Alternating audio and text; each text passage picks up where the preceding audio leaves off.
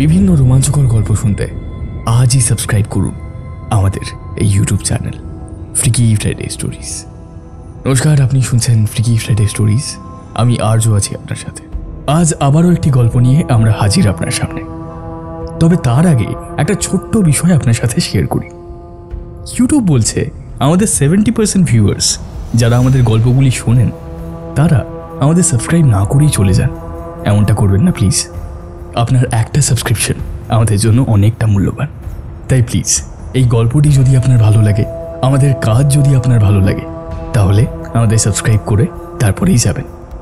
আপনি যদি চান তাহলে আমাদের একজন মেম্বার হতে পারেন। কিভাবে হবেন? ওই যে সাবস্ক্রাইব বাটনের পাশে একটা জয়েন বাটন দেখতে পাচ্ছেন, ওই জয়েন বাটনে ক্লিক করলে মাত্র 29 টাকার বিনিময়ে আপনি পেয়ে যেতে পারেন আমাদের বেশ কিছু কন্টেন্টের আর্লি অ্যাক্সেস এবং বেশ কিছু কন্টেন্ট যেগুলো আমরা শুধুমাত্র আমাদের মেম্বারদের জন্যই তৈরি করি। আজ আপনি শুনবেন সোহিনী অধিকারীর কাহিনী, জামপুরীর বিভীষিকা। গল্প পাঠে সায়ন্তন, গল্পের সূত্রধার আমি আর্য। শুনতে থাকুন আমাদের আজকের গল্প, জামপুরীর বিভীষিকা।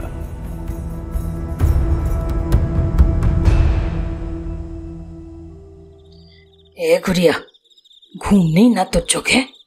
তখন থেকে এপাশ ওপাশ করে যাচ্ছিস। ও দিদুন, সূর্য কখন উঠবে?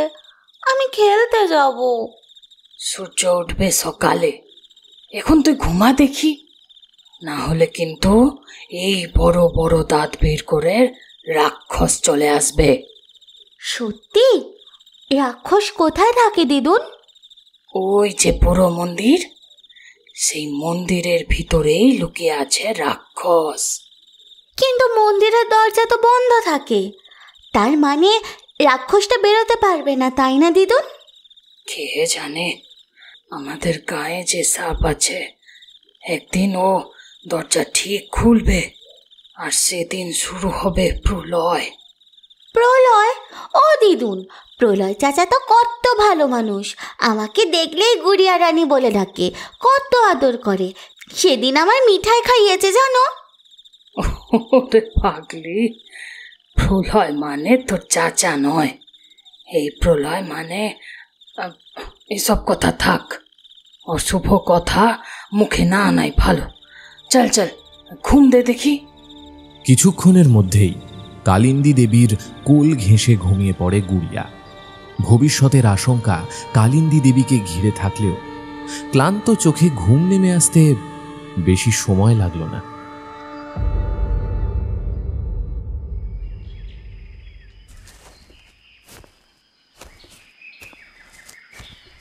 সেই যেখানে জামপুরি পাহাড়ের সূচনা হয়েছে, সবুজ পাহাড়ের চূড়াগুলো মাথা উঁচু করে দাঁড়িয়ে আছে, তার কোলেই অবস্থিত একটা ছোট্ট গ্রাম গোমতী।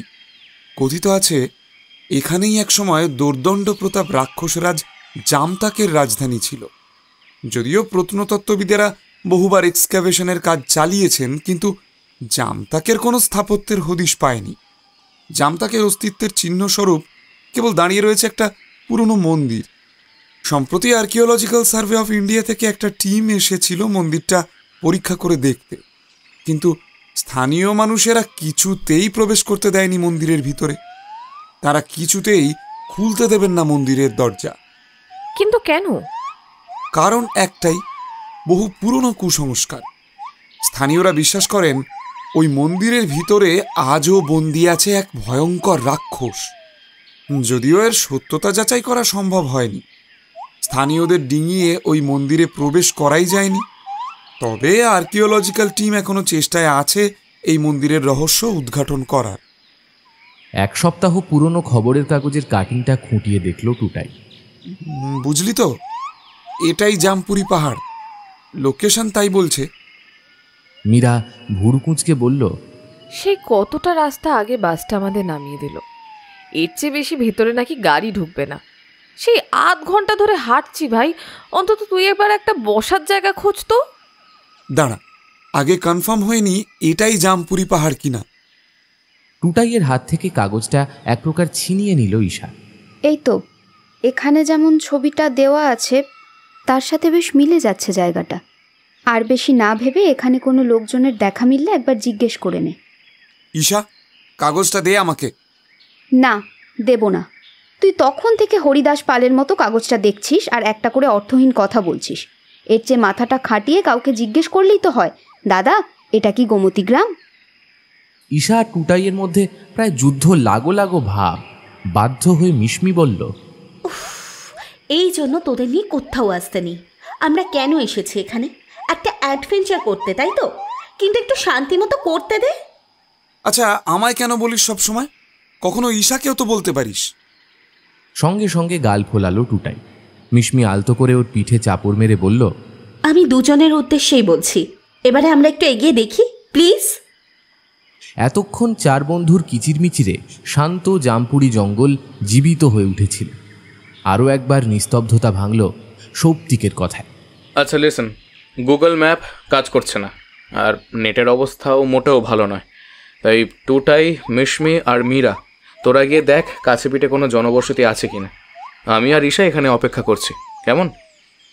তিনজনে চলে যেতেই ঈশা এসে সৌপ্তিকের পাশে দাঁড়ালো। কি ব্যাপার বলতো? ওদের চলে যেতে বললি আর তুই আর আমি থেকে গেলাম, এটা কেমন হলো? ঈশার কথা শুনে আলতো হেসে সৌপ্তিক বলল,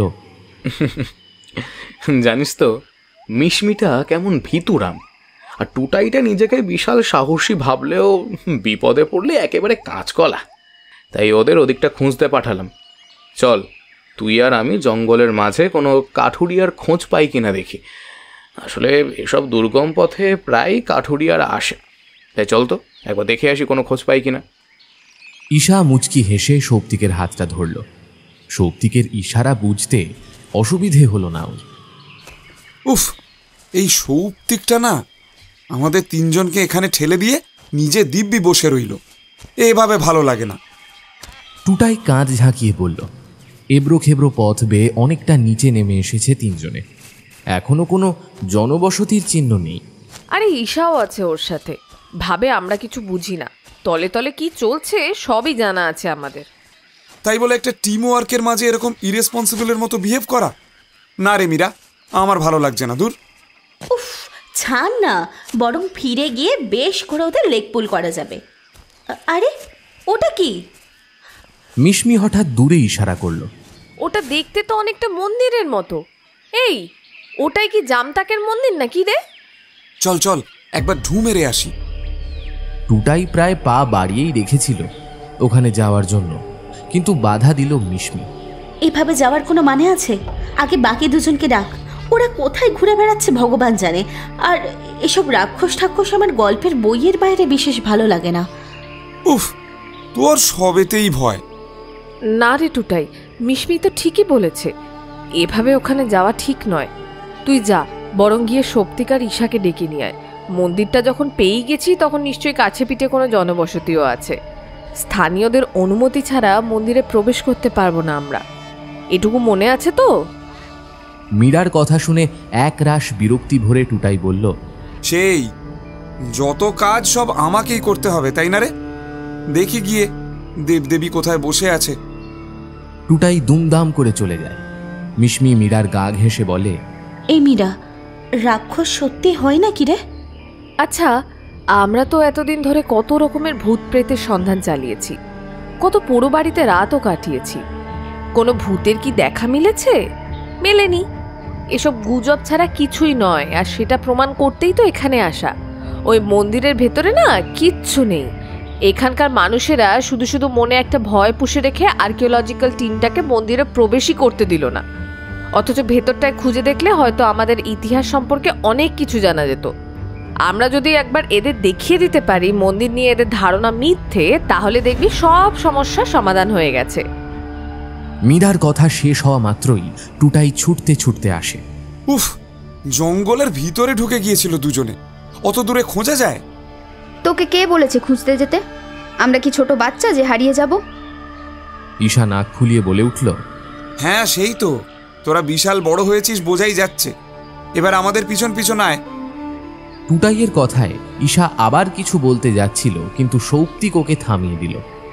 বলল, পেয়েছিস নাকি কিছু? পেয়েছি মানে?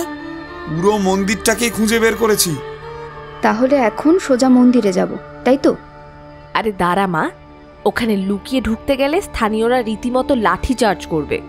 ওদের সাথে আগে কথা বলতে হবে আমাদের, ওদের একটু বোঝাতে হবে যে আমরা ওদের বিপদে ফেলতে আসিনি, বরং ওদের হেল্পই করতে এসেছি। আফটার অল এটাই আমাদের কাজ, তাই নয় কি?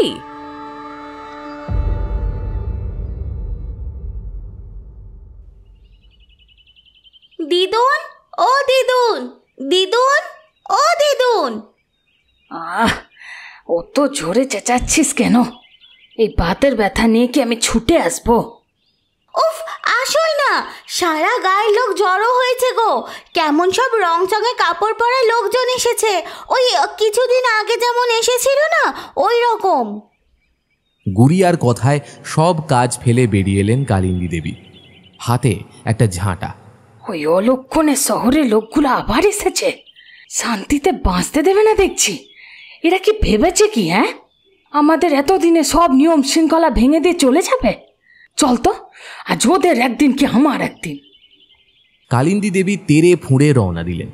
গ্রামে বেশ বড়সড় একটা জটলা হয়েছে, অনেকেই চিৎকার করে কিছু বলছে। মিশমি মীরার হাতটা চেপে ধরে বলল, হেই, ওরা আমাদের দিকে এইভাবে তীরে আসছে কেন রে? মারবে ঠাড়বে নাকি? কোনো কথা বলবি না কেউ, সবাই মিলে কথা বললে ওরা আরো ভয় পেয়ে যাবে। যে কোনো উপায়ে ওনাদের সাথে কথা আমাদের বলতেই হবে। কথাটা বলে মীরা প্রায় নিজেই এগিয়ে গেল। আপনারা সবাই একটু আমার কথা শুনুন, আমরা এখানে কারোর ক্ষতি করব বলে আসিনি। কে রে তোরা হতভাগা? হ্যাঁ, শহর থেকে যত সব আপদগুলো এসে জুটেছে এখানে, কি চাস কি তোরা? হ্যাঁ, মারবি আমাদের? রাক্ষসকে পূজা করবি? কালিন্দী দেবী সত্যিই ঝাঁটাটা নিয়ে তেড়ে এসেছেন। মীরা দেখল গ্রামের সবাই তাকে বেশ মান্য করে চলে। মাঝি, আপনি গিয়ে কথা বলুন তো ওদের সাথে, ওরা তো আমাদের কথাই শুনছে না। স্থানীয় এক গ্রামবাসী বলে উঠল। কালিন্দী দেবী আবার চোখ রাঙাতে যাচ্ছিলেন, তার আগেই মীরা ঢিপ করে ওনাকে একটা প্রণাম করল। সৌপ্তিক চাপা স্বরে বলল, আরে এসব কি করছিস মীরা? একটা অচেনা মানুষের পায়ে হাত দিচ্ছিস কেন? যদি আঁচড়ে কামড়ে দেয়? মিশমি ভয় ভয় বলল। মীরা ওদের কথায় বিশেষ পাত্তা না দিয়ে বলল, দিদা, তোমরা যেমন ভাবছো তেমন না, আমরা মন্দিরের দরজা খুলবো বলে আসিনি গো। মীরার কথা শুনে কালিন্দী দেবী ভুরু কোঁচকালেন। তাহলে কি করতে এসেছিস?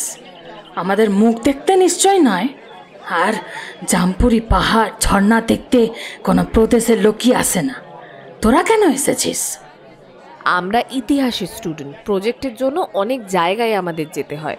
এবারেও আমাদের এমন একটা জায়গার ঐতিহাসিক ব্যাখ্যা দিতে বলেছে যে যা আগে কখনো এক্সপ্লোর করা হয়নি, মানে যে জায়গাটা সম্পর্কে কেউ জানে না। তাই মনে হলো এদিকেই আসি। আর এদিকে এসে মন্দিরের দরজাটা খুলে দেখি ভিতরে কে বসে আছে। আরে না না, আমরা তো ওটাকেই তাড়াতে এসেছি। ঈশা আবার উত্তেজিত হয়ে একটা বেফাঁস কথা বলে ফেলল। কালিন্দী দেবী একটু নরম হয়েছিলেন, ঈশার কথা শোনা মাত্র নিমেষে মুখটা কঠিন হয়ে গেল। তবে যে তুই বললি? আরে হ্যাঁ গো দিদা, যখন এখানে আসবো ঠিক করলাম তখনও এই মন্দিরটার বিষয়ে তেমন কিছুই জানতাম না। পরে খবরের কাগজে দেখলাম কারা যেন জোর করে ওই মন্দিরটায় ঢোকার চেষ্টা করেছে। সত্যি বলতে আমাদের খুব রাগ হয়েছে জানো তো। এভাবে কি যে কোনো জায়গায় ঢুকে পড়া যায় নাকি? একটা স্থানীয় কারোর সাথে পরামর্শ করার প্রয়োজন বোধ করলো না কেউ? এই একটা কথাতে বেশিরভাগেরই মন ভিজল। কেবল কালিন্দী দেবী শীতল দৃষ্টিতে চেয়ে রইলেন। আমরা হয়তো কিছুই পারবো না, তবে একটা সুযোগ দিলে ওই মন্দিরে যে ভয়ের কারণই থেকে থাকুক না কেন, তার থেকে ঠিক আপনাদের মুক্ত করার চেষ্টা করব আমরা। বাবা ঠাকুর ছাড়া কেউ ওই মন্দিরের চত্বর অব্দি মারাতে পারেনি, আর ওরা করবে রাক্ষস বধ। বাবা ঠাকুরকে শুনবি সব? চল আমার বাড়ি, দেখি তোদের কেরামতি। কালিন্দী দেবী একগাল হেসে বললেন। গ্রামের এক লোক বলে উঠল, তুমি ওদের তোমার বাড়িতে রাখবে মাঝি?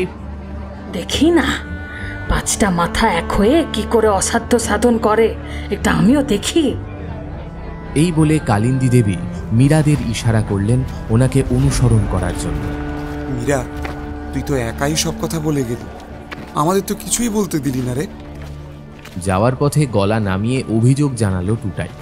মীরা তীক্ষ্ণ দৃষ্টিতে তাকালো সবার দিকে, তারপর বলল, ঈশা একবার মাত্র মুখ খুলেছিল বলে আরেকটু হলে ওই দিদা তেড়ে আসছিল। আর তোরাই বা চুপ ছিলি কেন রে? প্রথম থেকেই হ্যান্ডেল করতে পারলি না? তর্ক বিতর্কটা আরও কিছুক্ষণ চলত, তবে তার আগেই কালিন্দী দেবীর বাড়ি এসে গেল। সামনে মাটির উঠোনে একটা বাচ্চা মেয়ে মাথা দুলিয়ে দুলিয়ে কিছু বলে চলেছে। মীরাদের দেখে ঠিক করে হাসলো মেয়েটা। দিদুন, তুমি ওদের বাড়িতে নিয়ে এসেছো? আমাদের গাঁয়ে একমাত্র আমাদের বাড়িতে এই প্রথম কোনো দূর দেশের আদমি এসেছে, তাই না দিদুন? কালিন্দী দেবী নাতনির মাথায় হাত বুলিয়ে বললেন, ও আমার নাতনি গুড়িয়া। আমার ছেলের বউ মারা যাওয়ার পর থেকে আমার কাছেই বড় হচ্ছে। আমার দিদুন ডাল রুটি দারুণ বানায়। তোমাদের নিশ্চয়ই খুব খিদে পেয়েছে। আমারও খুব খিদে পেয়েছে। গুড়িয়ার মিষ্টি মিষ্টি কথা শুনে সবাই হেসে ফেলল। মিশমি আলতো করে ওর মাথায় হাত বুলিয়ে দিল। তোমরা সব হাত পা ধুয়ে বসো, আমি খেতে দিচ্ছি। বাড়িতে দুটোই ঘর। কিছুক্ষণের জন্য একটা ঘর ছেলেদের আর একটা ঘর মেয়েদের দিয়ে দিলেন কালিন্দী দেবী। ওরা যদিও বেশ দ্রুত পোশাক পরিবর্তন করে বেরিয়ে এলো। কালিন্দী দেবী বেশ করে শুনিয়ে দিলেন, দেখো বাবু, দাওয়ায় আমি পুরো করে খাটিয়া পেতে বিছানা পেতে দেব। বাইরে ছাউনি দেওয়াই আছে। তোমরা বেটা ছেলেরা বাইরে শোবে, আর ভিতরে একটা ঘরে মেয়েরা শোবে। আমি আমার নাতনিকে নিয়ে এই বয়সে বাইরে শোয়ার কষ্ট করতে পারবো না। সৌপ্তিক টুটাইয়ের মুখ ছোট হলেও কিছু বলতে পারল না। খাবার অবশ্য বেশ ভালো করেই পরিবেশন করলেন কালিন্দী দেবী। মোটা মোটা রুটি, ঘন ডাল, সাথে একটা করে মুগের লাড্ডু। খেতে খেতে ঈশা জিজ্ঞেস করল, আচ্ছা দিদা, তুমি কি এখানকার লিডার? না মানে সবাই তো দেখলাম খুব মানে তোমায়। আমায় মাননি গণ্যি ভাবছিস বুঝি? না রে, আসলে ওই মন্দিরটা আমার কাছ থেকে অনেক কিছু কেড়ে নিয়েছে। কেন? তোরা কিছুই জানিস না তাই না? শুধু শুনেছিস মন্দিরে একটা রাক্ষস আছে যে খুব ভয়ঙ্কর। না রে, ওটা শুধু একটা রাক্ষস না, একটা ইতিহাস, রক্তাক্ত ইতিহাস। শুনবি? কালিন্দী দেবীর কথায় মাথা এলিয়ে বসে পড়ল সবাই। আমি যখনকার কথা বলছি তখনকার সময়ের উল্লেখ একমাত্র মহাভারতে পাওয়া যায়। সব কথাই আমাদের পূর্বপুরুষদের মুখে মুখে চলে আসছে। সাক্ষী কেবল ওই মন্দিরটা কিন্তু কোনো রাক্ষসের নয়। মন্দিরটা নির্মিত হয়েছিল পবন পুত্র হনুমানের উদ্দেশ্যে। কে বা কারা করেছিলেন জানা নেই, কিন্তু মন্দিরের নিত্য পুরোহিত ছিলেন আমার স্বামীর পূর্বপুরুষ। আমরা হনুমানজির উপাসক ছিলাম, এখনো আছি, কিন্তু মন্দিরের তালা বন্ধ, তাই বিগ্রহ সেবা দিতে পারে না। শ্রাপ সবই শ্রাপ। হনুমানজির কৃপা না হলে আমরা কেউই বাঁচতাম না। দুহাত জোর করে মাথায় ঠেকালেন কালিন্দী দেবী। সময়টা কুরুক্ষেত্র যুদ্ধের। পাণ্ডব কৌরবদের বিশাল সৈন্যবাহিনীর সাথে কিন্তু আরেকটা বাহিনীও যুদ্ধ করে চলেছিল যথেষ্ট দক্ষতার সাথে। রাক্ষস বাহিনী, পাণ্ডব পুত্র ভীমের ছেলে ঘটোৎকচের সেই বিশাল সেনাবাহিনী। আর সেই সৈন্যদের মধ্যেই সবচেয়ে দক্ষ ছিল জামতাক। কৌরবদের হাজার হাজার সেনাকেও একা শেষ করেছিল। কিন্তু এমন বড় জয়ের পরেই জামতাকের ভারী অহংকার হলো। তার মনে হলো সে যখন একাই কুরু সেনাকে পরাজিত করতে পারছে, তাহলে পাণ্ডবদেরকেও একই উপায়ে পরাজিত করে রাক্ষসদের রাষ্ট্র প্রতিষ্ঠা করবে সে। যেখানে ভীমপুত্র ঘটোৎকচ নয়, ও রাজা হবে। রাক্ষসদের নিয়ম ছিল তারা দিনে যুদ্ধ করত না, কারণ দিনে তারা ভালো দেখতে পেত না। আবার কুরুক্ষেত্রের যুদ্ধের নিয়ম ছিল সূর্যাস্তের আগেই অস্ত্র ত্যাগ করে শিবিরে ফিরে যেতে হবে। তাই বেলা যখন প্রায় পড়ন্ত তখনই রাক্ষসরা হামলা করে অতি অল্প সময়ে যতটা সম্ভব কুরু সেনাদের সঙ্গে যুদ্ধ করত। কিন্তু জামতাক অন্য মতলব পাটল। সে দেখলো রাতে চুপি সারে সবাইকে মেরে ফেলাতেই বেশি লাভ। সেই মতোই ছক কষল জামতাক। রাত তখন গভীর, যে যার শিবিরে বিশ্রাম করছে। এমন সময় শিবির কেঁপে উঠল। কেউ কিছু বোঝার আগে শয়ে শয়ে সৈন্য প্রাণ হারালো। মৃত্যুর আগে সেনারা দেখলো এক বিশাল আকৃতি দানবের পায়ের তলায় তারা পিষ্ট হয়ে চলেছে। টুটাই বড় বড় চোখ মেলে জিজ্ঞেস করল, আর তারপরে জামতাক রাজা হয়ে গেল? হাসলেন কালিন্দী দেবী।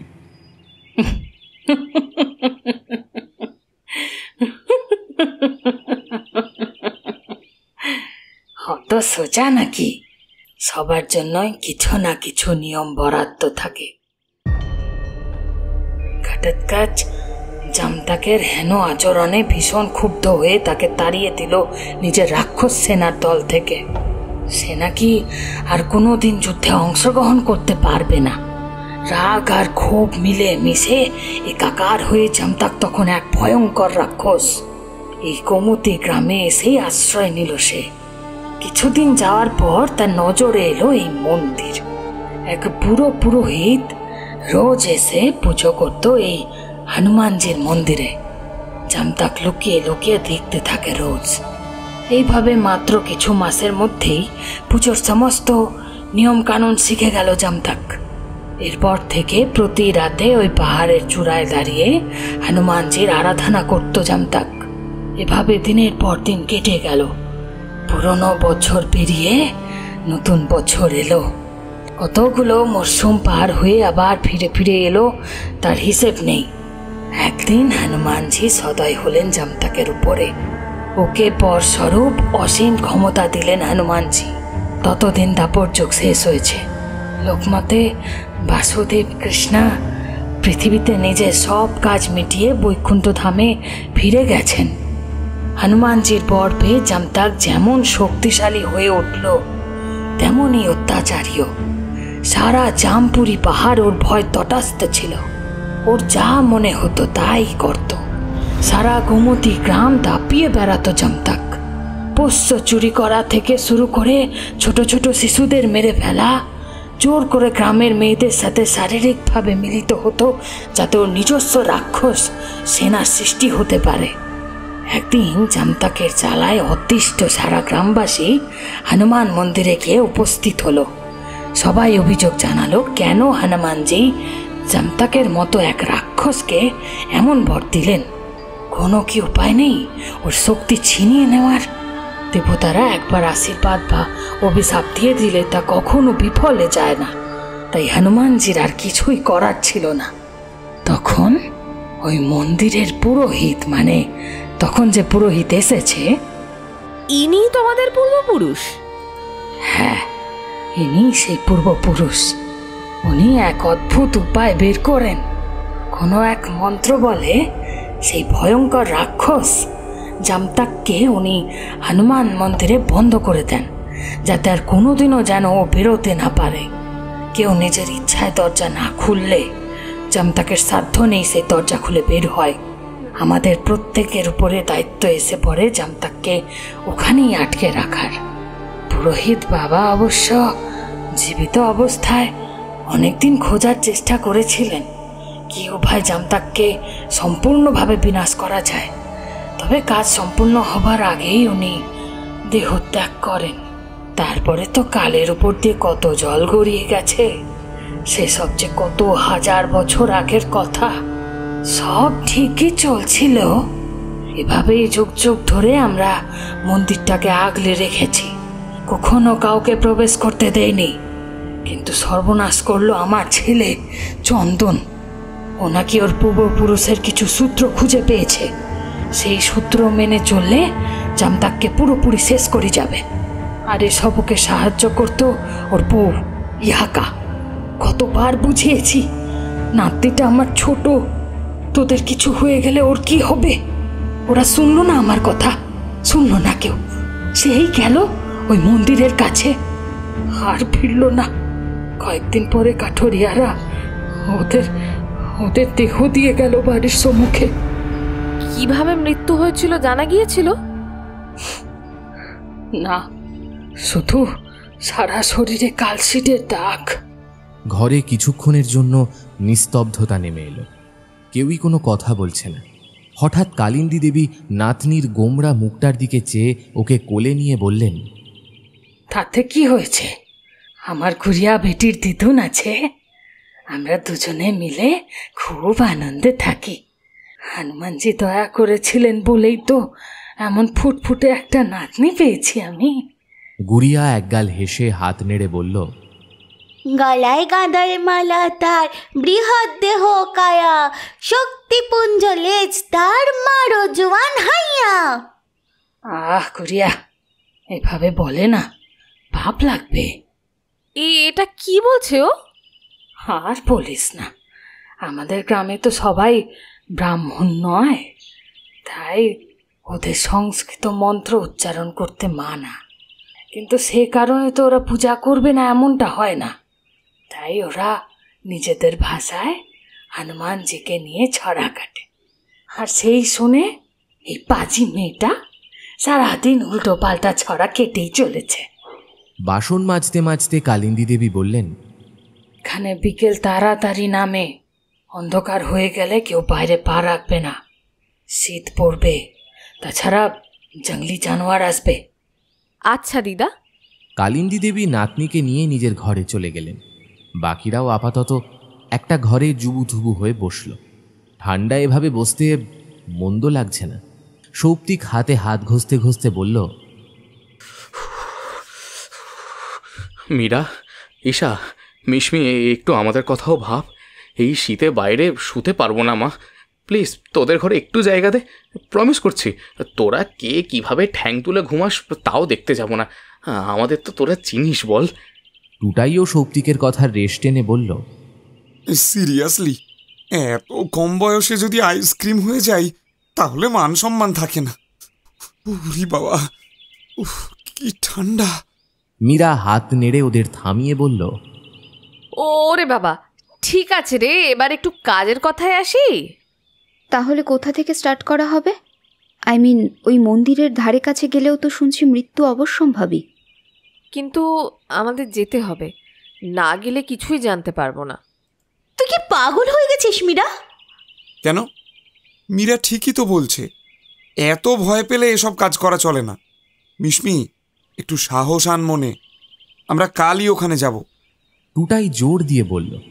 মিশমি বাদে সবাই ওকে সাপোর্ট করল।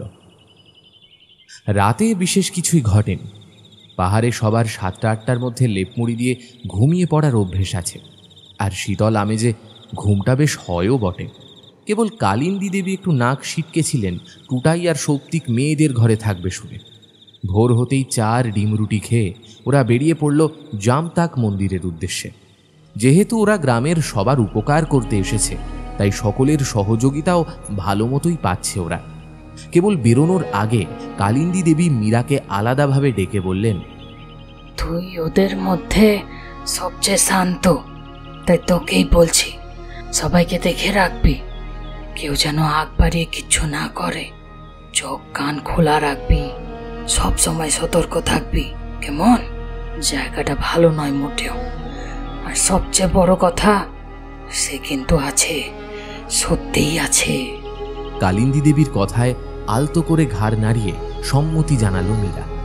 সতর্ক তো থাকতেই হবে। যার নাম রটনা, তার অর্ধেক ঘটনা। এই কথাটা মনে প্রাণে বিশ্বাস করে মীরা। কালিন্দী দেবীকে বিদায় জানিয়ে বেরিয়ে পড়ে 5 জনে। বেরোনোর সময় দেখে গুড়িয়া তখনও উঠোনে বসে একটা লাঠি দিয়ে নিজের পুতুলের চুল আঁচড়ে দিতে দিতে বলছে, গলায় গাঁদার মালা তার, বৃহৎ দেহ কায়া, শক্তিপুঞ্জ লেজ তার, মারো জোয়ান হাইয়া। গলায় গাঁদার মালা তার, বৃহৎ দেহ কায়া। হাসি চেপে চলে যায় ওরা। এখানে যে কেন একটা গাড়ির ব্যবস্থাও নেই। হাঁটতে হাঁটতে ক্লান্ত হয়ে বলে উঠল মিশমি। মীরাও বলল, কাল যখন আমরা দূরে মন্দিরটাকে দেখেছিলাম, তখন মনেই হয়নি এতটা দূরে হবে। এখন আর ভেবে কি লাভ, হাঁটতে হবে। এখানে আর কোনো যানবাহন পাবো বলে তো মনে হচ্ছে না। ঈশার কথাটা মাটিতে পড়ে সারল না। তার আগেই পেছন থেকে একটা রিনরিনে স্বরে কেউ বলে উঠল, হ্যাঁ বিলকুল আছে না দিদি, আমার টুপি আছে কি করতে। ওরা পেছন ফিরে দেখল একটা অল্প বয়সী ছোকরা গোছের ছেলে টাঙা গাড়ি নিয়ে এসে দাঁড়িয়ে আছে। একটা হৃষ্টপুষ্ট পাহাড়ি ঘোড়া ল্যাজ নাড়ছে। মীরা গিয়ে ওর গায়ে হাত বুলিয়ে দিল। ওর নাম টপি? মীরার প্রশ্ন শুনে ছেলেটা ঘাড় নাড়ল। তুমি আমাদের নিয়ে যাবে? কিন্তু ওদিকে তো কোনো লোক যায় না। তুমি কেন নিজে যেচে বিপদে পড়তে চাইছো?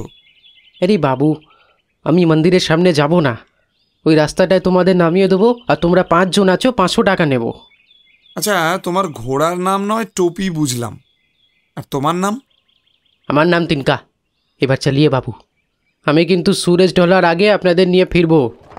অতএব 5 জনে কোনো মতে আটোসাটোভাবে তিনকার টাঙায় বসল। বসাটা খুব একটা আরামদায়ক না হলেও পাহাড়ি পথে হাঁটার চেয়ে 1000 গুণ ভালো। তিনকা, তোমরা তো অন্য কোনো গ্রামেও চলে যেতে পারো, এত ভয় নিয়ে এখানে থাকার মানেই বা কি? কি যে বলেন বাবু, কত পুরুষ ধরে আমাদের এখানে বসবাস, এসব ছেড়ে কি করে যাই বলেন দেখি। তাছাড়া আমাদের ওপরেই তো দায়িত্ব আছে ওই বদ রাক্ষসটাকে মন্দিরে আটকে রাখার। তিনকা এমনভাবে বলল যেন ওরা একাই সব সামলে নিতে পারত। আরও অনেক কথাই যেতে যেতে বলেছে তিনকা, কিন্তু কেউই ওর কথায় বেশি কান দিচ্ছে না। অবশেষে একটা পাথরের জমিতে টাঙ্গাটা এসে দাঁড়িয়ে পড়ল। এরপরে আর যেতে পারবো না, এখান থেকেই শয়তানের রাজ্য শুরু। হনুমানজি আপনাদের রক্ষা করবেন। কপালে হাত ঠেকালো তিনকা। মীরা, মিশমি, টুটাই, ঈশা, শক্তিক এগিয়ে চলল সোজা রাস্তা ধরে। এখান থেকেই দেখা যাচ্ছে সোনালি রঙা মন্দিরটা। ঈশা, তুই একটা জিনিস লক্ষ্য করেছিস? আজ কিন্তু কেউ আমাদের এখানে আসা নিয়ে সাবধান করলো না। কেন? দিদুন বলেছে তো আমাকে চোখ কান খোলা রাখতে। শুধু তোকে বললো? কেন? কারণ তোদের মধ্যে আমি সবচেয়ে শান্ত বলে। আর কথা না বলে চল ভাই, মন্দিরের সিঁড়ি এসে উপস্থিত হয়েছে, এটা ধরে স্বর্গে পৌঁছে না গেলেই হলো। টুটাই নিজেই কথাটা বলল, আবার সবার প্রথম স্টেপটা সেই সিঁড়িতে রাখল। এই, আমার সিঁড়িটা একটু নড়বড়ে মনে হচ্ছে রে। পর মুহূর্তেই তরাক করে নিচে নেমে এলো টুটাই। দাঁড়া, লাঠি দিয়ে চেক করে করে যাই কেমন? মীরা একটা শক্তপোক্ত ডাল কুড়িয়ে নিল। প্রথম ধাপে ঠক ঠক করতেই সিঁড়ির অনেকটা অংশ ভেঙে ঝুরঝুর হয়ে গেল। দাপর যুগের স্থাপত্য ভাই। আচ্ছা, সিরিয়াসলি দাপর যুগের রে? কলিযুগের হলেও বা পুরনো আর কত দেখেছিস? এমন অনেক পুরনো স্থাপত্য আছে যা ইতিহাসেও নেই। কিন্তু আমরা উঠবো কি করে? সিঁড়ির নিচে তো পাহাড়ি ঢালু জমি। টুটাইয়ের মাথায় চাঁটি মেরে শৌক্তিক বলল, এইটুকু তো ম্যানেজ করে নে, ননির পুতুল একেবারে, ম্যানেজ কর। অগত্যা ওই ভাঙাচোরা সিঁড়ি বেয়েই উঠতে আরম্ভ করলো 5 জন। মোট 55টা ধাপ পেরিয়ে মন্দিরের দৌড় অবধি পৌঁছতে সক্ষম হলো ওরা। মীরা, দরজায় তালা দেওয়া নেই কেন? কারণ দরজাটা মন্ত্র বলে আটকানো আছে। তাহলে খুলবো কি করে? বেশ খানিকক্ষণ বোকার মতো দাঁড়িয়ে থাকে 5 জন। ইতিউতি খুঁজে দেখে মন্দিরের দরজায় কিচ্ছু নেই, এমনকি মন্দিরের বারান্দাটাও প্রদক্ষিণ করে ফেলে। না, দরজা খোলার কোনো উপায় নেই। টুটাই আনমনে বলে, আচ্ছা, আমরা তো এখন এখানে থেকে দরজাটা খোলার চেষ্টা করব, তারপর ওই রাক্ষসকে জাগাতে হবে। আর সে নিশ্চয়ই এত বছর বাদে মুক্তি পেয়ে শান্ত হয়ে বসে থাকবে না, বিধ্বংস ঘটাবেই। তাই দরজাটা খোলার আগে কি উপায় রাক্ষসকে ঠেকাবি সেটা ভেবে নিলে বেশি ভালো হতো না? কারেক্ট। তুই গিয়ে তিনকাকে বলে আয়, ও যেন আমাদের জন্য অপেক্ষা না করে থাকে। ওর কোনো ক্ষতি হলে গ্রামে পা রাখতে পারবো না। মীরার কথা মতোই টুটাই ছুটে যায়। এমন সময় মিশমি হাঁপাতে হাঁপাতে এসে দরজার গায়ে হাতটা রাখল। একটু বসার জায়গা নেই রে, এতটা রাস্তা হাঁটলাম। মিশমির হাতের চাপের সাথে সাথে একটা আওয়াজ হলো, বড্ড তীক্ষ্ণ আওয়াজটা, আর সঙ্গে সঙ্গে দরজাটা খুলে গেল। কেউ কিছু বোঝার আগেই একটা দমবন্ধকর ভ্যাপসা গন্ধ ওদের নাকে এসে ঝাপটা মারল। সঙ্গে অনেকগুলো কালো বাদুড় ডানা ঝাপটাতে ঝাপটাতে উড়ে গেল। মীরা, ঈশা, টুটাই, কোথায় তোরা? এটা কি হলো রে? এত অন্ধকার কেন চারদিকে? আলো কই? এই তো মিশমি, কোনো ভয় নেই তোর, আমরা এখানেই আছি। মীরা, জানিস তিনকা নেই, ও অনেক আগেই চলে গেছে। আরে আরে এসব কি? আরে তোরা দরজা খুলে ফেললি নাকি? আর চারদিকে এমন অন্ধকার হয়ে যাচ্ছে তো। মীরা কোনো রকমে হাতড়ে হাতড়ে নেমে এলো সিঁড়ি বেয়ে। তিনকা অনেক আগেই চলে গেছে? শিট শিট, এত বড় ভুলটা করলাম কি করে আমি? মীরার মাথায় হাত। শক্তিক একবার জমাট বাঁধা অন্ধকারের দিকে তাকালো, তারপর বলল, কি হয়েছে বল। এটাই ওদের প্ল্যান ছিল শক্তিক। ওরা ভেবেছিল যে আমরা ওদের বাঁচাতে পারবো না, বরং রাক্ষসকে মুক্ত করে ফেলবো। আমাদের ওরা এক মুহূর্তের জন্য বিশ্বাস করতে চায়নি রে, তাই তো এখানে পাঠিয়ে ভেবেছিল আমাদের ফেরার সব পথ আটকে দেবে। আমরা এমনিই মরে যাব, যেমন গুড়িয়ার মা বাবাকে মরতে হয়েছিল। মানে কালিন্দী দিদা তো... উনি নিজেই এসবের মাথা। বংশ পরম্পরায় উনি সবাইকেই রাক্ষসের থেকে রক্ষা করে এসেছেন, তাই নিজের ছেলে মেয়েকেও... কথাটা শেষ হওয়ার আগেই টুটাই আর ঈশা নেমে এলো। এসব কি হচ্ছে বলতো? ঈশা জড়িয়ে ধরল মীরাকে। একে তো এরকম বিচ্ছিরিভাবে ফেঁসে আছি, তার উপরে নাকি আবার রাক্ষসকেও মুক্ত করে ফেলেছি। এবার কি করণীয়? রাক্ষসটাকে আটকাবো কি করে? আরে ওটা পরে ভাবলেও চলবে, আগে চল পালাই এখান থেকে। গ্রামে তো যাই, সবাইকে সাবধান তো করি। চারজনে প্রাণপণে ছুটতে লাগলো। কারোর খেয়াল নেই আরও একটা মেয়ে ছিল ওদের সাথে, সে কোথায় গেল? সকাল সবে 8:30 বাজে, অথচ দেখে মনে হচ্ছে ঠিক যেন মাঝরাত। মন্দিরের চূড়ার ওপরে এক রাশ ঘন কালো মেঘ জমাট বাঁধছে, মাঝে মাঝে বিদ্যুতের ঝলকানিও দেখা দিচ্ছে। মন্দিরের দরজাটা হাঁ হয়ে রয়েছে, তার ভেতর থেকে কালো ধোঁয়া বেরিয়ে আসছে। গর্ভগৃহের ভেতর থেকে একটা দীর্ঘশ্বাস বেরিয়ে এলো। কেঁপে উঠল গাছপালা, কেঁপে উঠল সৃষ্টি। ঝড় উঠেছে চারিদিকে, তাই নিয়েও ছুটে চলেছে চারজন। গ্রামের কাছে প্রায় পৌঁছেই গেছে। গ্রামের বাকিরাও হঠাৎ প্রকৃতির এমন চণ্ডাল রূপ দেখে ভয় পেয়েছে। সবাই নিজেদের নানা কথা বলা বলি করছে। মীরাদের আসতে দেখে ওরা তেড়ে এলো। বদমাস লড়কি, কাল আমাদের ভুলভাল বুঝিয়ে এখান থেকে গেল আর আজ রাক্ষসের দরজা খুলে দিল। মীরা কিছু বলার আগেই ঈশা বলে উঠল, আর আপনারা যে আমাদের মেরে ফেলার প্ল্যান করছিলেন, কোথায় আপনাদের কালিন্দী মাঝি? ডাকুন তাকে। উনি তো নিজের ছেলের বউকেও এভাবেই শেষ করে দিয়েছিলেন, আর আজ আমাদের... হ্যাঁ করেছি। পেছন থেকে কালিন্দী দেবীর গমগমে স্বর শোনা গেল। আমি এমনই এক পাষাণ মা যে নিজের পেটের ছেলেকেই মেরে ফেলেছি। আমার ফুলের মতো নাতনিকে মা হারা করেছি। এইটুকু বলে ঝরঝর করে কেঁদে ফেললেন তিনি।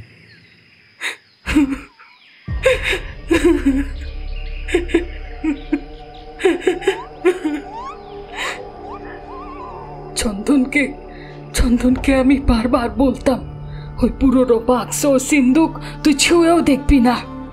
আমি তো চিনতাম আমার ছেলেকে এক কুয়ে যেদি ঠিক ওর বাপের মতো। এই বংশের সব পুরুষের রক্ত গরম, তাই তো গড়িয়া আসায় আমি সবচেয়ে খুশি হয়েছিলাম।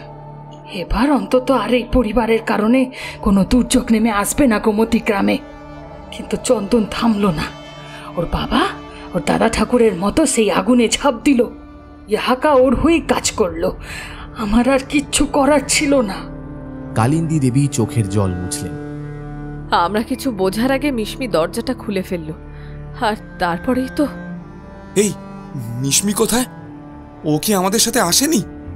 তার মানে মিশমি ওখানেই আটকে গেছে।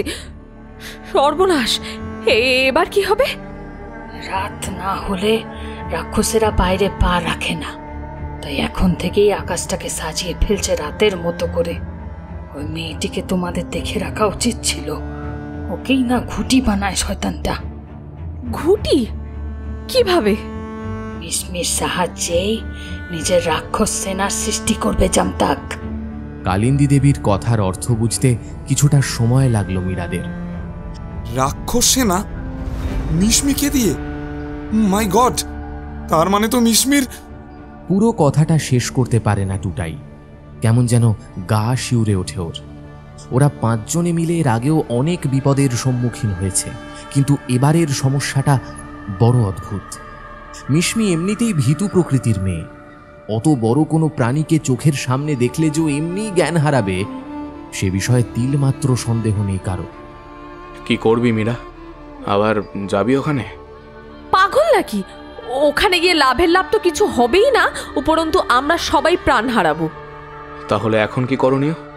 আচ্ছা আমাকে একটা কথা বলতো, দরজা তো খুলে গেছে, তাহলে এখনো কোনো তাণ্ডব শুরু হলো না কেন? এত বছর পরে জামতাকের ঘুম ভেঙেছে, সে মুক্তি পেয়েছে। এমনি এমনি আক্রমণ করে নাকি? সঠিক সময় সে আঘাত হানবে, আর তা হবে বিধ্বংসী।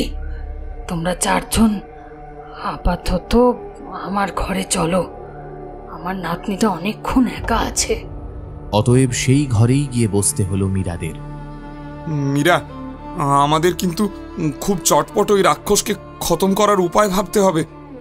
মিশমিটা কি রিস্কের মধ্যে আছে বলতো? ওই জামতাক না কি নাম, ওই বেটা মিশমিকে নিয়ে কি করছে ওই জানে।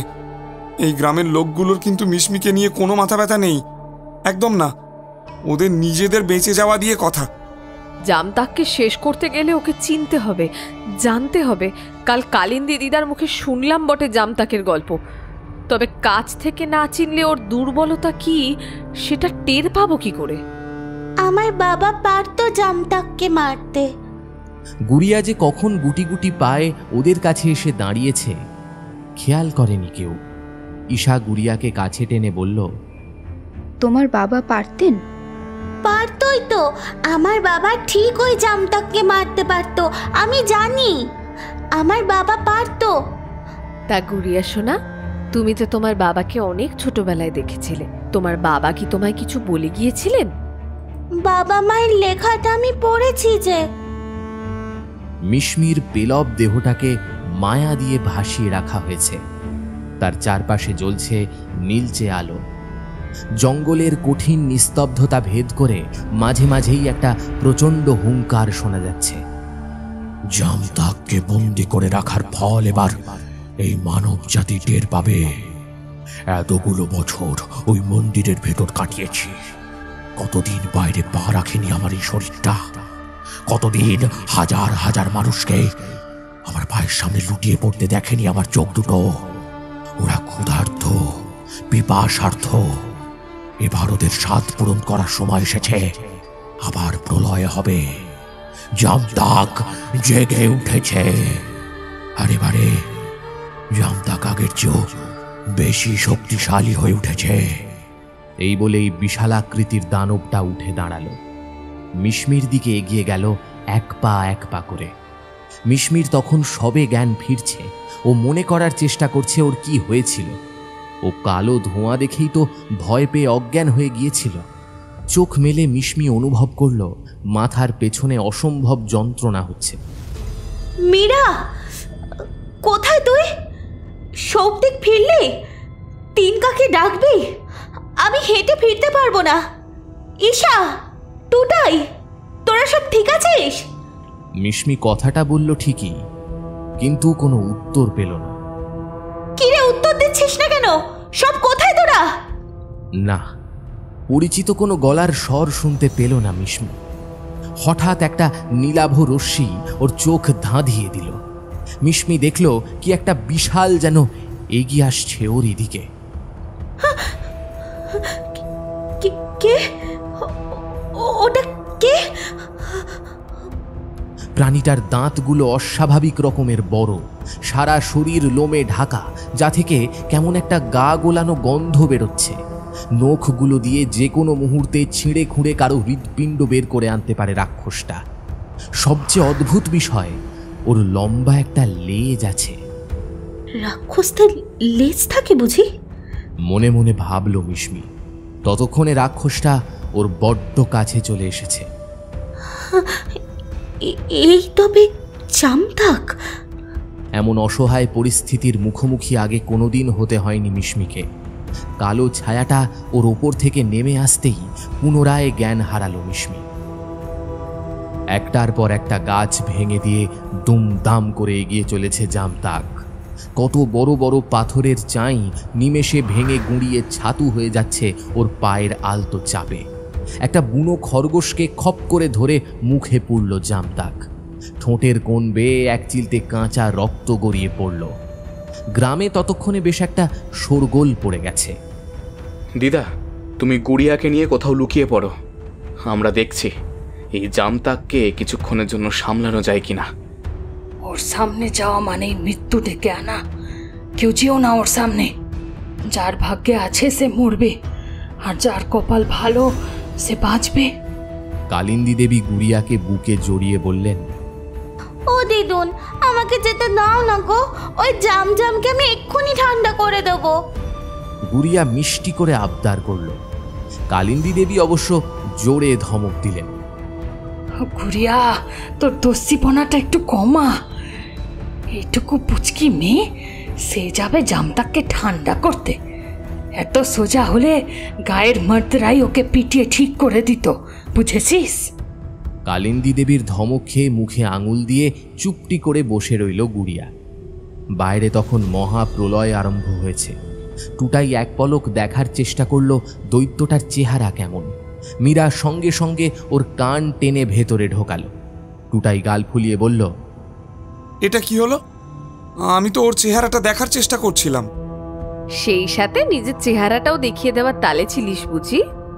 ও যেভাবে সব বাড়িঘর তছনছ করছে, তাতে আমরা কেউই বেশিক্ষণ বাঁচবো না। এখনই ও মানুষ মানবে না।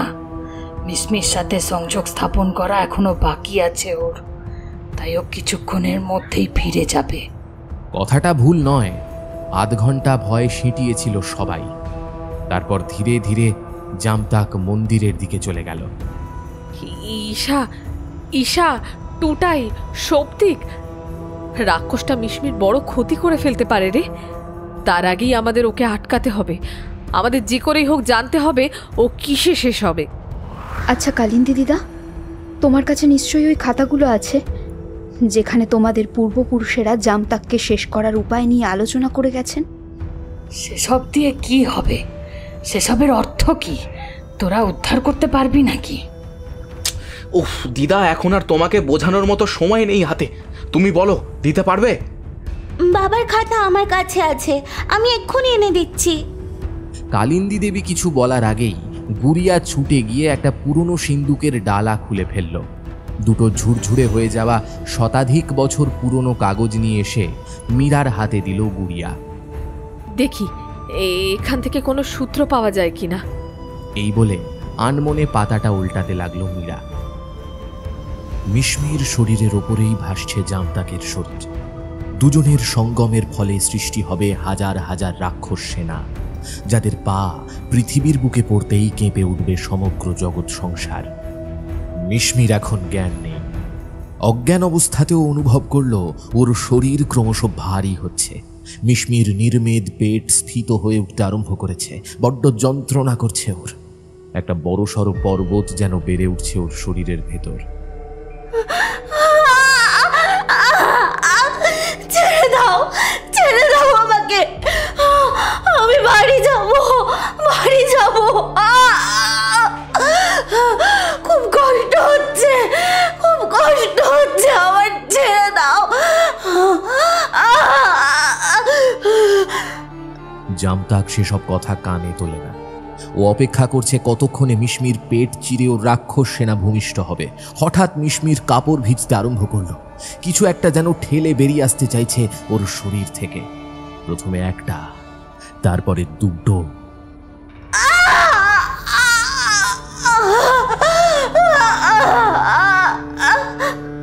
আর্তনাদ করে উঠল মিশমি। একটার পর একটা বিকৃত রূপের রাক্ষস পুত্র ওর শরীর ভেদ করে বেরিয়ে আসছে। গা গুলিয়ে ওঠে মিশমির। ও বমি করতে যেতেই জামতাক একটা পাথর দিয়ে ওর মাথায় ঠকাস করে মারল। পুনরায় অজ্ঞান হয়ে গেল মিশমি।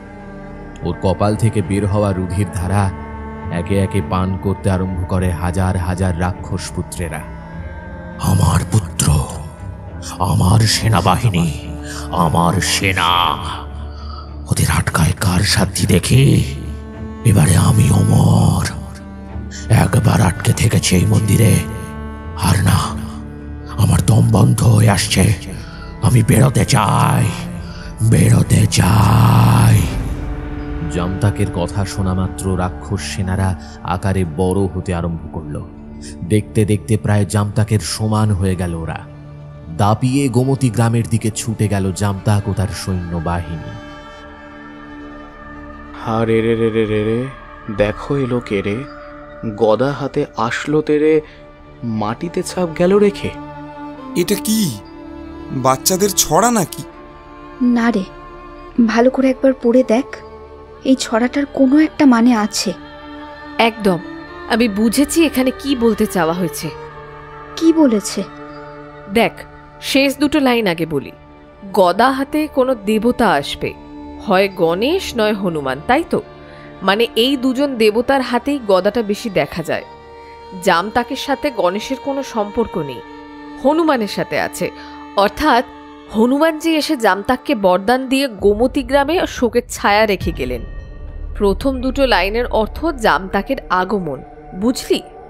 আচ্ছা বেশ, এটার অর্থ না হয় বুঝলাম, কিন্তু এটার থেকে তো কোনো সূত্র পাওয়া যাচ্ছে না জামতাককে হারানোর। একটা কাজ করে পরেরটা পড়ি। সৌপ্তিক, কোনটায় কোন সূত্র লুকিয়ে আছে কে বলতে পারে বলতো?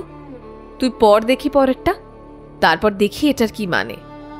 ডান দিকে খাদ, বাঁ দিকে বাত, সেথায় যে আছে সিঁড়ি, তাহারে নিকটে ঘুরি, দৈত্য দানব আসবে কখন, দরজা খুলে ডাকবে যখন।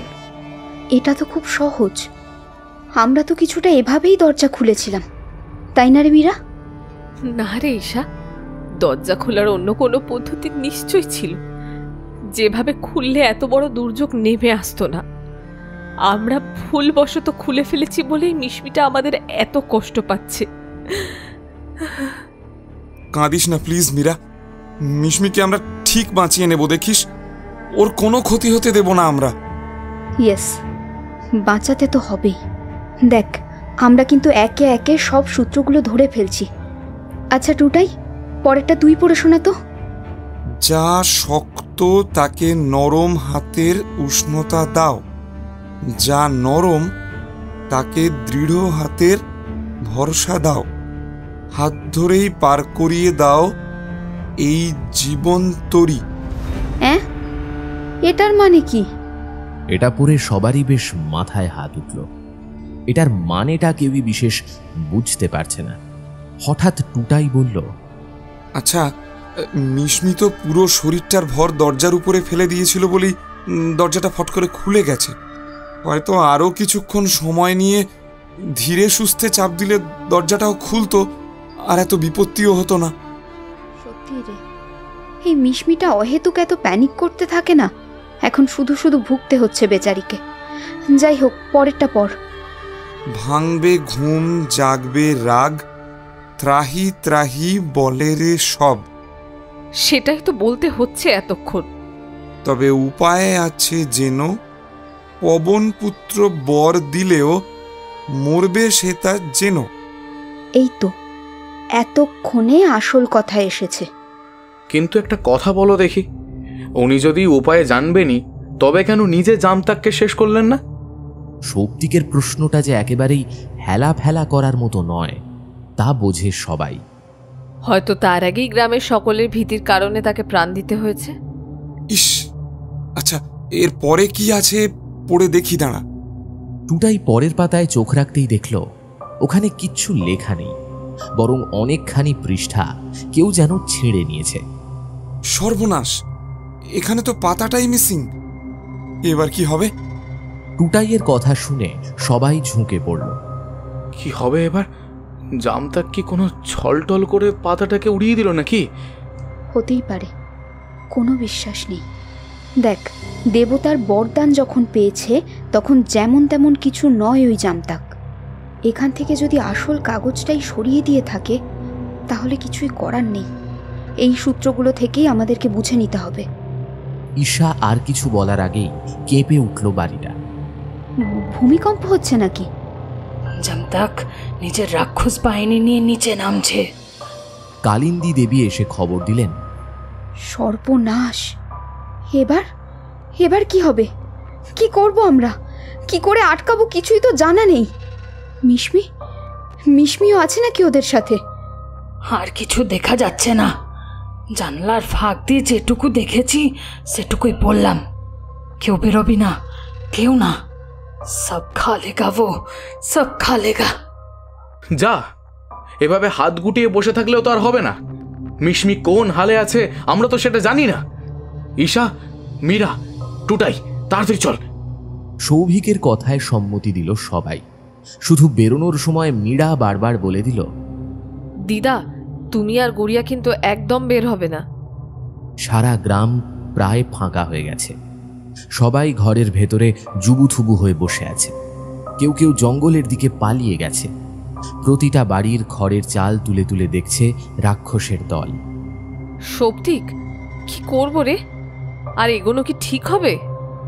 মীরা, সৌপ্তিক একে অপরের দিকে জিজ্ঞাসু দৃষ্টিতে তাকালো। ঈশা বলল, একবার অন্তত জামতাককে চোখের সামনে দেখতে হবে। শোন, আমি আর টুটাই এখানেই আছি। তুই আর ঈশা যে করেই হোক মন্দিরে যা। আমার বিশ্বাস মিশমি ওই মন্দিরেই আছে। গিয়ে দেখ তো মেয়েটা কি অবস্থায় রয়েছে, একটু খেয়াল রাখিস ওর। আর সেরকম অবস্থা খারাপ হলে তোরা যে করেই হোক লুকিয়ে ওকে নিয়ে কলকাতায় ফিরে যাবি। আমি আর টুটাই এদিকটা সামনে নেব। মীরার এমন কথা শুনে সবাই চমকে উঠল। ঈশা ওর কাঁধ ঝাঁকিয়ে বলল, এসব কি উটকো বুদ্ধি দিচ্ছিস তুই? তোদের একা ফেলে চলে যাব আমরা? তোরা যা ঈশা, মীরা ঠিকই বলছে। সবাই মিলে এমনিতেও কিচ্ছু করতে পারবো না। শুধু শুধু ভিড় বাড়িয়ে জামতাকের দৃষ্টি আকর্ষণ করার কোনো প্রয়োজন নেই। টুটাই আর মীরা দুজনেই এত জোর করলো যে ওরা আর না করতে পারল না। ঈশা বলল, বেশ, তবে আমরা মিশমির কাছেই যাচ্ছি। তবে ফিরে আমরা যাব না। ওকে একটু সুস্থ করে তারপর এখানে আমরা আবার ফিরে আসব। আচ্ছা বেশ, এবার তো যা। দুজনকেই জোর করে পাঠিয়ে দিল ওরা। মীরা, ওদের তো পাঠিয়ে দিলি, এবার আমরা কি করব? জামতাকের সামনে গিয়ে ঘুম পাড়ানি গান গাইব আর ঘুমিয়ে পড়বে? Actually not a bad idea. চেষ্টা করে দেখা যেতেই পারে। তোর মনে হচ্ছে আমি মজা করছি? না না, তা ঠিক নয়। তবে আমার মনে হয় আমরা একটু বেশি ভয় পাচ্ছি। দেখ, সেই কোন যুগে রাক্ষস আর মানুষ মিলেমিশে যুদ্ধ করেছিল, তো ওদের তো এত ভয় লাগেনি। তাহলে আমরা কেন বেকার ভয় পাচ্ছি? জামতাকের কাছে যেতেই হবে আমাদের। এসব খুচরো রাক্ষস সেনাকে হারিয়ে কিচ্ছু হবে না। কিন্তু কোথায় এই জামতাক? আয়, আমার সাথে আয়। নিশ্চয়ই কাছেই কোথাও আছে। মীরার পিছু নেয় টুটাই। ওহ, কতটা পথ যেতে হচ্ছে রে। এর পরেও গিয়ে যদি মিশমিকে না পাই। মীরা যখন বলেছে তখন নিশ্চয়ই কিছু ভেবেচিন্তেই বলেছে। চল না গিয়ে একবার দেখি। এখন মনে হচ্ছে এখানে না এলেই পারতাম। কেউ কোনোদিনও দরজা খুলতোই না, আর আর ওই উটকো ঝামেলাটা ঘাড়ে এসে জুটতো না। আমাকে একটা কথা বলতো, ঠাকুর দেবতারা তো অন্তর্যামী হয় বলেই শুনেছি। তারা যখন কাউকে বর দিচ্ছেন তখন একটু লিমিটেড থাকতে পারে না? হ্যাঁ, বা বিষয়টা লিমিটে রাখতে পারে না? মানে এমন সব শক্তি বর হিসেবে দিয়ে দেন যে সেগুলো খণ্ডানোর উপায় ভাবতে ভাবতেই চুল একেবারে পেকে। এবার কি বলবো আর। সৌপ্তিকের কথা শুনে ঠিক করে হেসে ফেলল ঈশা। এটা কিন্তু তুই ভালো বলেছিস। তুই ভাব, মহিষাসুর থেকে শুরু করে রক্তবীজ, এরা প্রত্যেকেই বর লাভ করে এত শক্তিশালী হয়েছিল। তবে ওরা যখন শেষ হয়েছে তখন জামতাককেও শেষ হতেই হবে। শুধু কি উপায়ে সেটা জানতে হবে। দুজনে কথার মাঝেই মন্দিরের সিঁড়িটার সামনে চলে এসেছে। চল সৌপ্তিক, গিয়ে দেখি ভিতরে মিশমি আছে কিনা। তাড়াহুড়ো করে উঠতে গিয়ে আরেকটু হলেই পড়ে যাচ্ছিল ঈশা। সৌপ্তিক ঈশার হাতটা ধরে ফেলল। এখন কি তোর আর বিপদ না বাড়ালেই চলছে না? আরে ধীরে সুস্থে চল না। কথাটা বলে সৌপ্তিক নিজেই ঈশার হাত ধরে ওকে ওপরে নিয়ে যায়। জামতাক মুক্তি পাওয়ার পর থেকেই সিঁড়িগুলো কেমন মসৃণ হয়ে গেছে দেখছিস? সৌপ্তিকের কথায় ঈশা লক্ষ্য করল সত্যি আগের দিনের মতো ভাঙাচোরা নেই সিঁড়িটা। তবে মন্দিরের দরজাটা আজকেও বন্ধ। সৌপ্তিক, আজ আর জোর করে দরজা খোলা যাবে না। ধীরে সুস্থে খুলতে হবে, বুঝলি? ঈশার কথায় সায় দিল সৌপ্তিক। দরজায় আলতো করে চাপ দিল দুজনে। প্রথমে ঘর ঘর করে একটা শব্দ হলো, তারপর দড়াম করে দরজাটা খুলে গেল। ঈশার শক্তিক ছুটে গেল ভেতরে। মিশমি, হ্যাঁ মিশমি, মিশমি। মিশমি অজ্ঞান হয়ে পড়ে রয়েছে। ওর দুদিকেই ছুটে যায় দুজন। মীরা, এই এই দেখ দেখ, দূরে ওটা কি? কিছুটা দূরে দাঁড়িয়ে থাকা বিশালাকৃতির দানবটার দিকে ইশারা করে জিজ্ঞেস করল টুটাই। জামতাক, ঠিক যেমনটা দিদা বর্ণনা করেছিল। মনে হচ্ছে না কোনো রূপকথার গল্পের পাতা থেকে উঠে এসেছে? মীরার কথা শুনে জন্তুটার দিকে ভালো করে একবার তাকালো টুটাই, তারপর বলল, দিদা সবই ঠিক বলেছে, শুধু একটা জিনিস বলতে ভুলে গেছে। কি? রাক্ষসটার একটা লেজ আছে, বেশ মোটা সোটা একটা লেজ। হ্যাঁ রে, এমন হনুমান মার্কা লেজ রাক্ষসের থাকে? টুটাইয়ের কথা শুনে মীরা কয়েক মুহূর্তের জন্য স্তব্ধ হয়ে গেল। কিরে, কি ভাবছিস? টুটাই আলতো করে ওকে ঠেলা দিল। মীরা হঠাৎ লাফিয়ে উঠে বলল, ইয়েস ইয়েস, পেয়ে গেছি রে টুটাই, পেয়ে গেছি। এটা তো ভীষণ সহজ, আমার কেন আগে মনে পড়লো না এটা? থ্যাংক ইউ সো মাচ রে, তুই না থাকলে এত সহজ সমাধানটা আমার মাথাতেই আসতো না। এই যা বাবা, হলোটা কি তোর? কি পেয়ে গেছিস? গলায় গাদার মালা তার, বৃহৎ দেহ কায়া, শক্তিপুঞ্জ লেজ তার, মারো জোয়ান হেইয়া।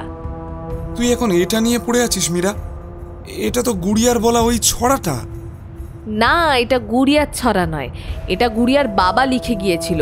ওই কাগজটাই কোনোভাবে পেয়ে যায় গুড়িয়া। বাবা মাকে খুব বেশি না দেখে থাকলেই বা কি হবে, ওদের প্রতি গুড়িয়ার টান মারাত্মক।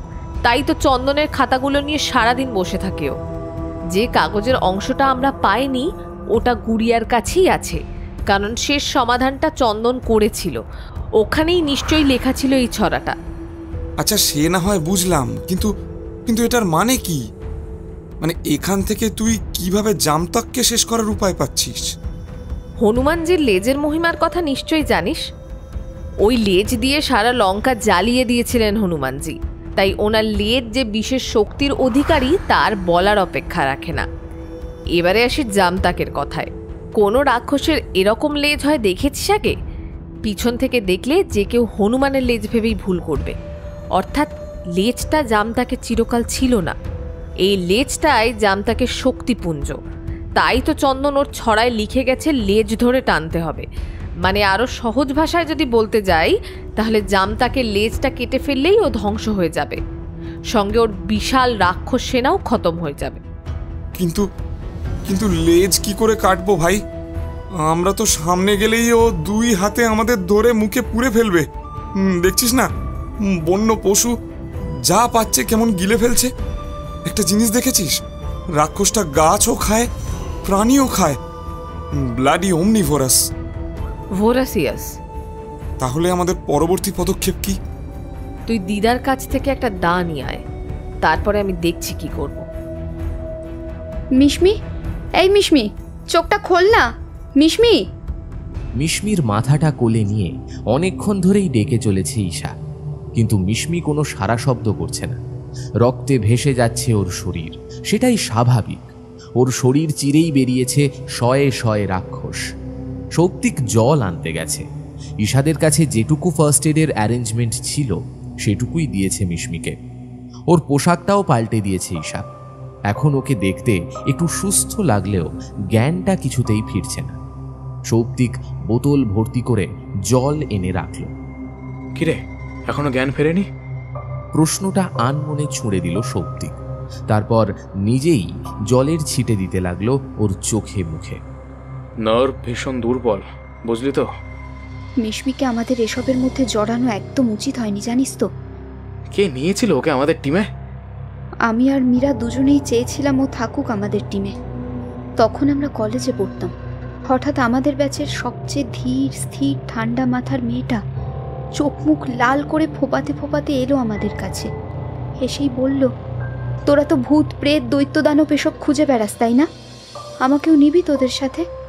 আমিও দেখিয়ে দেবো আমি ভিতর ডিম কিনা। আমার আর মীরার প্রথমে একটু বুঝতে সময় লেগেছিল বিষয়টা। পরে বুঝেছিলাম মেয়েটা বুলির শিকার। আমরা ভেবেছিলাম ওকে নিলে ঝামেলা হবে, কারণ মেয়েটা সত্যি ভীতু, সব কিছুতে ওর বড্ড ভয়। তবু এমনভাবে কান্নাকাটি করলো মেয়েটা যে আমরা কেউই মানা করতে পারলাম না। তোরা তো দেখেছিস মেয়েটা এমনিতে খুব মিষ্টি, কিন্তু ভয়টাই ওকে শেষ করলো। আজ শুধু শুধু খুব কষ্ট পাচ্ছে রে মেয়েটা। এরপরে আর কোনোদিন ওকে এসবে জড়াবো না। একবার শুধু চোখ খুলে তাকা না মিশমি। হ্যাঁ মিশমি, মিশমি একবার তাকা। ঈশা কেঁদে ফেলে। সৌপ্তিক তখনও জলের ছিটে দিয়ে যাচ্ছে মিশমির মুখে। ঈশার কাঁধে হাত রেখে সৌপ্তিক বলল, আরে এখন কাঁদছিস কেন? এখন সবচেয়ে গুরুত্বপূর্ণ বিষয় হলো মিশমিকে সুস্থ করে তোলা। ওর কিচ্ছু হবে না, দেখবি এখনই উঠে বসবে। মন্দিরের দরজা খোলা। হুড় হুড় করে শীতল হাওয়া প্রবেশ করছে ভেতরে। সেই হাওয়াতেই ঈষৎ কেঁপে উঠল মিশমি। ঠোঁট দুটো হালকা নড়ল। এই সত্যি জ্ঞান ফিরছে মনে হয় মিশমির। ঈশা মিশমির গালে হাত রাখল। মিশমি একটু উসখুস করে চোখ মেলে তাকালো। এত ঠান্ডা কেন রে এখানে? মিশমি, তুই ঠিক আছিস? শরীর কেমন লাগছে এখন? ঈশার কথা শুনে মিশমি মনে করার চেষ্টা করলো ওর ঠিক কি হয়েছিল। হঠাৎ মিশমি চিৎকার করে উঠল,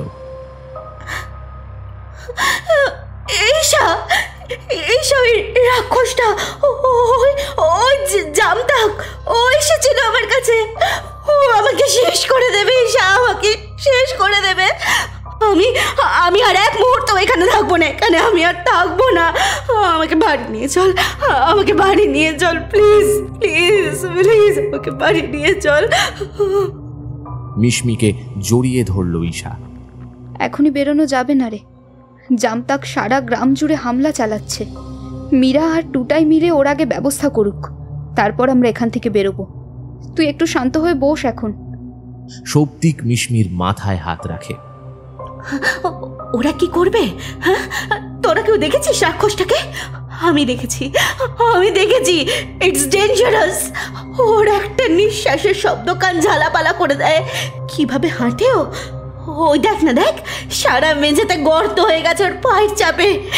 এরকম একটা রাক্ষসের সাথে মীরা টোটাই কি করে লড়াই করবে? তোরা যা ওদের কাছে যা, ওদের একা রাখিস না ঈশা, রাখিস না। তুই এখনই এত উত্তেজিত হোস না মিশমি, ওরা দুজনেই ঠিক থাকবে। তুই এখন বিশ্রাম নে। মীরা নিশ্চয়ই কিছু বুঝে আমাদের এখানে পাঠিয়েছে। সবাই মিলে সত্যি ওখানে ভিড় বাড়িয়ে কোনো লাভ নেই। মিশমি শান্ত হলো কিনা বোঝা গেল না, তবে বেশ চুপ করে গেল। এখনো ভয়টা ঠিক তাড়াতে পারছে না মন থেকে। মীরা, আর ইউ শিওর এটা ঠিক হচ্ছে? হিতে বিপরীত হবে না তো? ভয়ে ভয়ে মীরার হাতে দাঁটা দিয়ে বলল টুটাই। এর চেয়ে আর খারাপ কি হতে পারে বলতো? হয় মরবো নয় বাঁচবো। বাঁচাটুকুই তো চেষ্টা করতে হবে। বেশ, আমাকে কি করতে হবে বল? তোকে বেশি কিছু করতে হবে না। তোকে শুধু ওই জামতাকে সামনে গিয়ে একটা অদ্ভুত অঙ্গভঙ্গি করে ওর মনটা ঘুরিয়ে দিতে হবে। মীরার কথা শুনে টুটাইয়ের চক্ষু ছানা বড়া হওয়ার জোগাড়। আমাকে ওর সামনে দাঁড় করাচ্ছিস মা? আমার তোর পিছনে দাঁড়ানোর সাহসটুকুও নেই। তোকে তো তেমন কিছু করতেই হবে না, শুধু ওর সামনে গিয়ে এমন কিছু করবে যাতে কিছুক্ষণের জন্য থমকে যায়, স্থির হয়ে যায়। সেই সুযোগে আমি বাবা জীবনের লেজ কেটে নেব। কিছু বুঝলি? ভাই, আমার কিছু হলে আমার বাবা মাকে একটু দেখিস। উফ, যত সব উল্টো পাল্টা কথা। চরণ দাদাকে বলিস আমার জন্য যেন আর বেশি ঝাল দিয়ে ফুচকা না বানায়। তুই যাবি নাকি? এই না না না, যাচ্ছি। যেতে যেতে দাঁড়িয়ে পড়ে টুটাই। হের মীরার দিকে ফিরে বলে, মিশমিকে বলিস আমি ওকে একটু মানে ওই অল্প স্বল্প ভালোবেসেছিলাম। টুটাই, তোর কিচ্ছু হবে না রে, আমি আছি তো, সব আমি সামলে নেব। তুই আর একটাও বাজে কথা না বলে এখন চল না বাবা। টুটাইকে এক প্রকার ঠেলে ঠুলে নিয়ে যায় মীরা। জামতাক তখন সবে একটা গাছতলায় বসেছে। হয়তো এতক্ষণ তাণ্ডব লীলা চালিয়ে কিছুটা হাঁফিয়ে গেছে। অন্ধকারে স্পষ্টভাবে দেখতে পারছে না ওরা জামতাক ঠিক কোথায়। তবে জামতাকের শ্বাস প্রশ্বাসের আওয়াজে ও কোথায় বসেছে সেটা ওরা বেশ বুঝতে পারছে। টুটাই, বেস্ট অফ লাক, কাজ শুরু করে দে তাহলে। এই বলে মীরা পেছনের দিকে চলে গেল। টুটাই ওখানেই ঠায় দাঁড়িয়ে রয়েছে। কি বলবে, কি দিয়ে শুরু করবে কিছুই ও বুঝতে পারছে না। জামতাক হঠাৎ জোরে একটা হাই তুলল। তাই শুনে আঁতকে উঠে টুটাই বলে উঠল, ওরে বাবা রে, এই জামতাক, মাই একটু আস্তে, আমার অবস্থা এদিকে টাইট রে। জামতাক কারো ক্ষীণ আওয়াজ পেয়ে নড়ে চড়ে বসল। কে আমার বিশ্রামে ব্যাঘাত ঘটালো? কার এত বড় সাহস? সামনে আয়। জামতাকের হুঙ্কারে কেঁপে উঠল সারা জঙ্গল। সাহস? আমার এক ফোঁটা সাহস নেই, বিশ্বাস করো, এক ফোঁটা নয়। আমাকে তো এখানে একটা পেতনি দাঁড় করিয়ে দিয়ে চলে গেছে। তুমি আমার উপরে রাগ করো না, প্লিজ প্লিজ। জামতাকের সাথে টুটাই আজে বাজে কথা বকেই চলেছে। ওদিকে মীরা অতি সন্তর্পণে জামতাকের ঠিক পেছনে গিয়ে দাঁড়িয়েছে। জামতাক এবার একটু স্থির হলেই ওর লেজে কোপ বসাবে মীরা, কিন্তু জামতাক ছটফট করে চলেছে। সত্যি বলতে ভয়ে হাত পা কেমন যেন ঠান্ডা হয়ে আসছে মীরার। যদি প্রাণীটা কোনোভাবে আগে থেকে টের পেয়ে গিয়ে থাকে, যদি ওদের আরো বড় কোনো ক্ষতি করে দেয়, তখন? ওদিকে জামতাক তখন টুটাইয়ের বকবক শুনতে শুনতে ক্লান্ত হয়ে ওকে মারার জন্য প্রস্তুত হচ্ছে। থমকে গেল মীরা। যদি সত্যি টুটাইকে মেরে ফেলে? আর ৭-৫ ভাবতে পারল না মীরা। কোনো দিকে না তাকিয়ে সোজা জামতাকের লেজ লক্ষ্য করে কোপ বসালো। বেশ কিছুক্ষণ কোনো আওয়াজ নেই কোনো শব্দ। অদ্ভুত নিস্তব্ধতা ভর করে জামপুরি পাহাড়টাকে।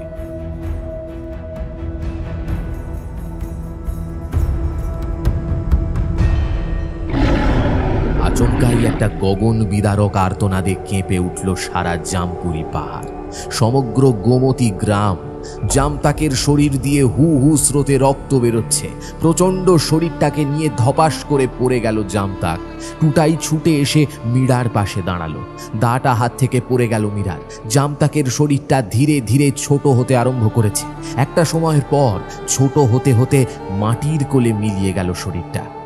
হঠাৎ জোরে জোরে দূরের মন্দিরের ঘণ্টাটা বেজে উঠল। হঠাৎ ঘণ্টাটা বাজছে কেন রে? তবে কি মীরা আর টুটাই পেরেছে জামতাককে শেষ করতে? মিশমি তখনও কিছু বলার পরিস্থিতিতে নেই। ঐশার কোলে মুখ গুঁজে পড়ে আছে। চল এবারে আমরাও যাই, গিয়ে দেখি কি হয়েছে। খানিকক্ষণের মধ্যেই সব গ্রামবাসী ছুটে এলো মীরাদের কাছে। রাক্ষস সেনারা অদৃশ্য হতে শুরু করেছে দেখেই ওরা টের পেয়েছিল জামতাক আর নেই। মীরা, তোরা ঠিক আছিস? ঈশাকে আসতে দেখে মীরা ছুটে গিয়ে ওকে জড়িয়ে ধরল। মিশমি ঠিক আছে? ওর খুব ক্ষতি হয়নি তো? ঈশা বলতে না বলতেই যেন প্রাণ ফিরে পেল মীরা। এতক্ষণ মেয়েটাকে নিয়ে বড় দুশ্চিন্তায় ছিল ওরা সবাই। টুটাই ধীর পায়ে এগিয়ে গেল মিশমির দিকে। আলতোভাবে ওর মাথায় হাত রেখে বলল, কিরে, এখন ঠিক আছিস? আলতো হেসে ঘাড় নাড়িয়ে হ্যাঁ বলল মিশমি। মীরা, জামতাককে শেষ করলে কিভাবে? সৌপ্তিক আর কৌতূহল চাপতে না পেরে জিজ্ঞেস করল। কালিন্দী দেবীও বললেন, সেটাই তো আমারও প্রশ্ন। এত বড় অসাধ্য সাধন তোরা করলি কি করে? আমি তো কিছুই করিনি দিদা। অসাধ্য তো সাধন করে রেখে গেছিল তোমার ছেলে। কিরে গুড়িয়া, সেদিন তুই বাবার ছড়াটাই পড়ছিলি তাই না রে? বাবার জিনিস ঘাটলেই দিদুন বকা দিত, তাই আমি কিচ্ছু বলিনি। আর ওই ছড়াটা আমি বানাইনি, ওটা তো বাবা লিখে গিয়েছিল। আমি তো কিছুই বুঝতে পারছি না। আমি বুঝিয়ে দিচ্ছি। হনুমানজি জামতাককে প্রবল শক্তির অধিকারী করে দিয়েছিলেন বটে, কিন্তু সেসব শক্তি তিনি গচ্ছিত রেখেছিলেন জামতাকের লেজে। না হলে তোমরাই বলো না, রাক্ষসের আবার এমন কখনো লেজ থাকে নাকি? এই লেজটাকে কেটে দিলেই তো সব সমস্যার সমাধান হয়ে যেত। আমিও সেটাই করেছি মাত্র। কালিন্দী দেবী হঠাৎ ওখানেই ধপ করে বসে পড়লেন। অকারণে আমার ছেলেটাকে চলে যেতে হলো। আমার জন্য হয়েছে সব, সব আমার জন্য হয়েছে। বহুও চলে গেল ওর সাথে। এখন আমার কিছু হলে গুড়িয়া বেটিকে কে দেখবে? ঠাকুর। কেঁদে উঠলেন কালিন্দী দেবী। গুড়িয়া ছোট ছোট পা ফেলে এগিয়ে যায় কালিন্দী দেবীর কাছে। নরম হাত দিয়ে কালিন্দী দেবীর চোখ মুছিয়ে দেয় গুড়িয়া। দিদুন, তুমি কেঁদো না, আমি তোমার সাথেই থাকবো, তোমার সব কথা শুনে চলবো, আর একটুও বিরক্ত করবো না দিদুন, তুমি কেঁদো না। গুড়িয়াকে বুকের মাঝে জড়িয়ে ধরেন কালিন্দী দেবী। আকাশে সব অন্ধকার কেটে গিয়ে তখন গোধূলির শেষ আলোর রেশ উঁকি মারছে। কালিন্দী দেবী অনেকবার অনুরোধ করলেন মীরাদের একটা রাত ওখানে থাকার জন্য। ঠিক মতো আপ্যায়ন করতে চান উনি, কিন্তু মিশমি এখানে থাকলে ওর ভয়টা কাটবে না। তাই ওর কথা ভেবেই সবাই ফিরে যাওয়ার সিদ্ধান্ত নিল। জামপুরি পাহাড়ের থেকে শহরে ফেরার শেষ বাসটা বুঝি এখনো চলে যায়নি। মীরাদের জন্যই অপেক্ষা করে আছে। পেছনে এক অদ্ভুত অভিজ্ঞতা ফেলে রেখে সামনের দিকে এগিয়ে যাচ্ছে পাঁচজন। স্মৃতিপটে হয়তো আজীবন থেকে যাবে জামপুরি পাহাড়, গোমতী গ্রাম, এই মানুষগুলো। কিন্তু আর কি কখনো ফিরে আসা হবে এই পথে?